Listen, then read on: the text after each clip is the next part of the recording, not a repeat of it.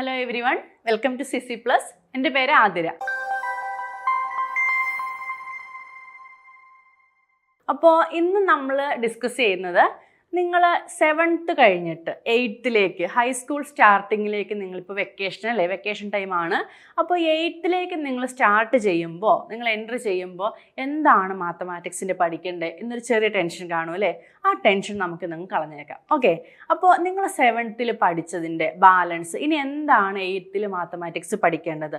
നിങ്ങൾ ഈ ഒരു വെക്കേഷൻ ടൈമിൽ എന്തൊക്കെയൊന്ന് റീവൈസ് ചെയ്ത് വെക്കണം? 8th മാത്തമാറ്റിക്സ് എളുപ്പമാകാൻ വേണ്ടിയിട്ട് നിങ്ങൾ എന്തൊക്കെയൊന്ന് റീവൈസ് ചെയ്ത് വെക്കണം? അതാണ് നമ്മളിന്ന് ഡിസ്കസ് ചെയ്യുന്നത്. അപ്പോൾ നിങ്ങൾ 7th പഠിച്ച കുറച്ച് ചാപ്റ്റേഴ്സിൻ്റെ കണ്ടിന്യൂഷൻ കുറച്ചും കൂടെ എക്സ്ട്രാ ആയിട്ട്, കുറച്ചും കൂടെ ഡീപ്പായിട്ട് നിങ്ങൾക്ക് പഠിക്കാൻ കാണും. അപ്പോൾ അത് ഏതൊക്കെ ചാപ്റ്റേഴ്സ് ആണെന്ന് പറയാം.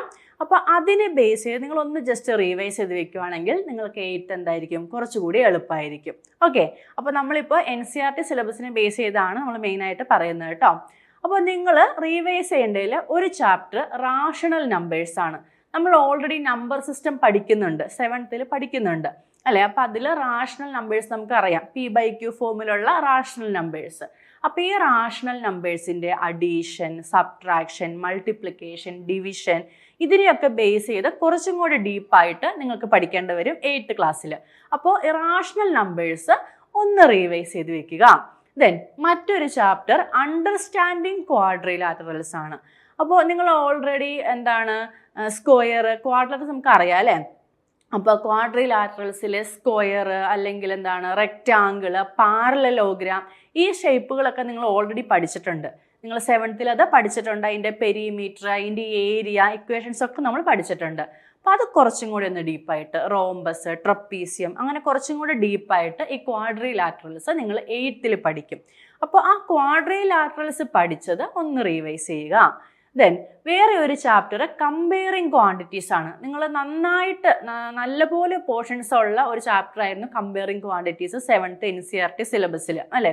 അപ്പോൾ അതിനെ തന്നെ ഒന്നുകൂടി ഡീപ്പായിട്ട് നിങ്ങൾ 8th പഠിക്കും. അതുകൊണ്ട് കമ്പയറിങ് ക്വാണ്ടിറ്റീസ് നിങ്ങൾക്ക് ആവശ്യമാണ് 8th. ദെൻ മറ്റൊരു ചാപ്റ്റർ ഓൾജിബ്രാക് എക്സ്പ്രഷൻസ് ആണ്. നമ്മൾ പഠിച്ചിട്ടുണ്ട് ഓൾജിബ്രാക് എക്സ്പ്രഷൻസ് ഇൻ 1 വേരിയബിൾ നമ്മൾ ചെയ്തിട്ടുണ്ട്, 2 വേരിയബിൾ ചെയ്തിട്ടുണ്ട്. അതിനെ സോൾവ് ചെയ്യാൻ പഠിച്ചിട്ടുണ്ട് 7th.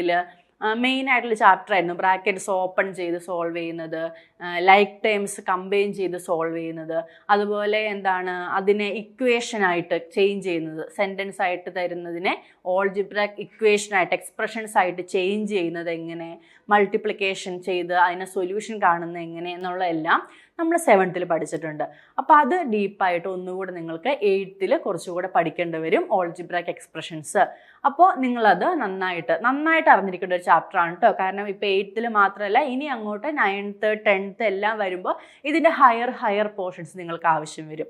അപ്പോൾ ഓൾജിബ്രാക് എക്സ്പ്രഷൻസ് ഒരുപാട് ഇമ്പോർട്ടൻ്റ് ആണ്. അപ്പോൾ നിർബന്ധമായും ഈ ഒരു ചാപ്റ്റർ നിങ്ങളൊന്ന് റീവൈസ് ചെയ്ത് വെക്കുക. ദെൻ മറ്റൊരു ചാപ്റ്റർ മെൻസ്ട്രേഷൻ ആണ്. നിങ്ങൾ ഓൾറെഡി നമ്മുടെ ട്രയാങ്കിളിൻ്റെ അല്ലെങ്കിൽ സ്ക്വയറിൻ്റെ പിന്നെ ഏതാണ് ക്വാഡ്രിലാറ്ററൽസ് പലതും പഠിച്ചിട്ടുണ്ട്. നിങ്ങൾ ഏരിയ കാണാൻ പഠിച്ചിട്ടുണ്ട്, അതിൻ്റെ പെരിമീറ്റർ കാണാൻ പഠിച്ചിട്ടുണ്ട് അല്ലേ?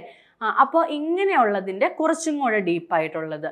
അപ്പോൾ ട്രയാങ്കിളും സ്ക്വയർ അല്ലെങ്കിൽ റെക്റ്റാങ്കിൾസ് മാത്രമായിരിക്കില്ല, പാരലോഗ്രാം നിങ്ങൾ ഓൾറെഡി പഠിച്ചിട്ടുള്ളതാണ്. പാരലോഗ്രാം, റോംബസ്, ട്രപ്പീസിയം ഇങ്ങനെ പല ഷേപ്സിൻ്റെ നിങ്ങൾക്ക് ഏരിയ കാണാനുള്ള അല്ലെങ്കിൽ അതിൻ്റെ പെരിമീറ്റർ കാണാനുള്ള ഇക്വേഷൻസ്, അതിൻ്റെ ആപ്ലിക്കേഷൻ ലെവൽ ക്വസ്റ്റ്യൻസ് ഒക്കെ നിങ്ങൾക്ക് 8th ഉണ്ടായിരിക്കും. അപ്പോൾ ആ ഒരു ചാപ്റ്റർ നിങ്ങൾ പഠിച്ചിരിക്കുന്നത്, നിങ്ങൾക്ക് ഓൾറെഡി അറിയാവുന്ന ഏതൊക്കെയാണ്? റെക്റ്റാങ്കിൾ അറിയാം, സ്ക്വയർ അറിയാം, പാരലോഗ്രാം അറിയാം, അതുപോലെ ട്രയാങ്കിളിൻ്റെ അറിയാം. അപ്പോൾ അറിയാവുന്നതൊക്കെ നിങ്ങളൊന്ന് റിവൈസ് ചെയ്ത് വെക്കുക. അപ്പോൾ നമുക്ക് 8th ബാക്കിയുള്ളത് കുറച്ചും കൂടി ഈസി ആയിട്ട് പഠിക്കാൻ പറ്റും. പിന്നെ വേറെ ഒരു ചാപ്റ്റർ എക്സ്പോണൻസ് ആൻഡ് പവേഴ്സ്. നമ്മൾ ഓൾറെഡി എക്സ്പോണൻസ് ആൻഡ് പവേഴ്സ് പഠിച്ചിട്ടുണ്ട്. എക്സ്പോണൻസ് അല്ലേ, a⁻² അല്ലെങ്കിൽ x⁻² അല്ലെങ്കിൽ y³ എന്നൊക്കെ പറഞ്ഞുകൊണ്ട് പവേഴ്സ് വരുന്നത്.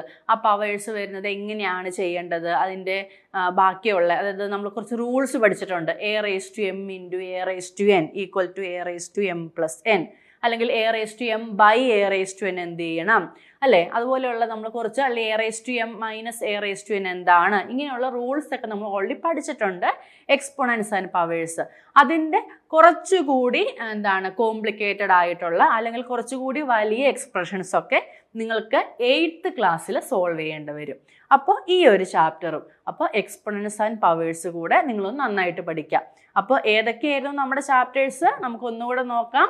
അപ്പോൾ first one rational numbers revise ചെയ്യണം, ദെൻ അണ്ടർസ്റ്റാൻഡിങ് ക്വാഡ്രിലാറ്ററൽസ് റിവൈസ് ചെയ്യണം, ദെൻ കമ്പയറിങ് ക്വാണ്ടിറ്റീസ് റിവൈസ് ചെയ്യണം, അതുപോലെ ഓൾജിബ്രാക് എക്സ്പ്രഷൻസ് റിവൈസ് ചെയ്യണം, ദെൻ മെൻസുറേഷൻ, ദെൻ നെക്സ്റ്റ് എന്താണ് എക്സ്പോണൻസ് ആൻഡ് പവേഴ്സ്. ഇത് അല്ലാതെ ബാക്കി ചാപ്റ്റേഴ്സ് ഉണ്ട്, നിങ്ങൾ പുതുതായിട്ട് കാണുന്ന ചാപ്റ്റേഴ്സ് വേറെ കാണും. അപ്പം ഇത്രയും ഒക്കെ നിങ്ങളുടെ 7th നിന്ന് 8th കണ്ടിന്യൂഷൻ ആയിരിക്കും. അപ്പോൾ ഇത്രയൊക്കെ എന്താണ് വെക്കേഷൻ ടൈമിൽ നിന്ന് ഒന്ന് മറച്ചു നോക്കുക, ഒന്ന് റിവൈസ് ചെയ്ത് വെക്കുക. അപ്പോൾ ഇനി ഇതൊക്കെ 8th നന്നായിട്ട് പഠിക്കാൻ നല്ലപോലെ നമുക്കൊരു മാർക്ക് ഹൈസ്കൂളിലേക്ക് നമ്മൾ ജോയിൻ ചെയ്യുവാണല്ലേ, അപ്പോൾ നല്ലൊരു മാർക്ക് സ്കോർ ചെയ്യാൻ വേണ്ടിയിട്ട് നമ്മുടെ CC+ൽ ഓൺലൈൻ ട്യൂഷൻസ് അവൈലബിൾ ആണ്. അപ്പോൾ ഫസ്റ്റ് LKG മുതൽ +2 വരെയുള്ള എല്ലാ ക്ലാസ്സുകൾക്കും എല്ലാ സബ്ജക്ട്സിനും, മാത്തമാറ്റിക്സ് മാത്രമല്ല എല്ലാ സബ്ജക്ട്സിനും, ലാംഗ്വേജ് ഉൾപ്പെടെ എല്ലാ സബ്ജക്ട്സിനും ഓൺലൈൻ ട്യൂഷൻസ് അവൈലബിൾ ആണ്. അപ്പോൾ നിങ്ങൾക്ക് ഇപ്പോൾ മാത്തമാറ്റിക്സോ അല്ലെങ്കിൽ സയൻസ് സബ്ജക്ട്സോ അതല്ല ലാംഗ്വേജോ ഏതിനാണോ നിങ്ങൾക്ക് ബുദ്ധിമുട്ടുള്ളത്, നിങ്ങൾക്കതിന് 1-1 ട്യൂഷനാണ്. നിങ്ങൾക്ക് ഒരാൾക്ക് വേണ്ടി ഒരു ടീച്ചർ എന്നുള്ള രീതിക്കായിരിക്കും 1-1 ട്യൂഷനായിരിക്കും. അപ്പോൾ നിങ്ങളുടെ കൂടെ സമയം കൺസിഡർ ചെയ്തായിരിക്കും നമ്മളത് ഷെഡ്യൂൾ ചെയ്യുന്നത്. അപ്പോൾ എന്താണ് എല്ലാവർക്കും എത്രയും പെട്ടെന്ന് പഠിച്ചു തുടങ്ങാം അല്ലേ, ഹൈസ്കൂൾ നമുക്ക് സ്റ്റാർട്ട് ചെയ്യാം. അപ്പോൾ ഈ സ്ക്രീനിൽ കാണുന്ന നമ്പറിൽ കോൺടാക്റ്റ് ചെയ്യുക, ബാക്കി ഡീറ്റെയിൽസ് അപ്പോൾ അറിയാം. Okay, thank you.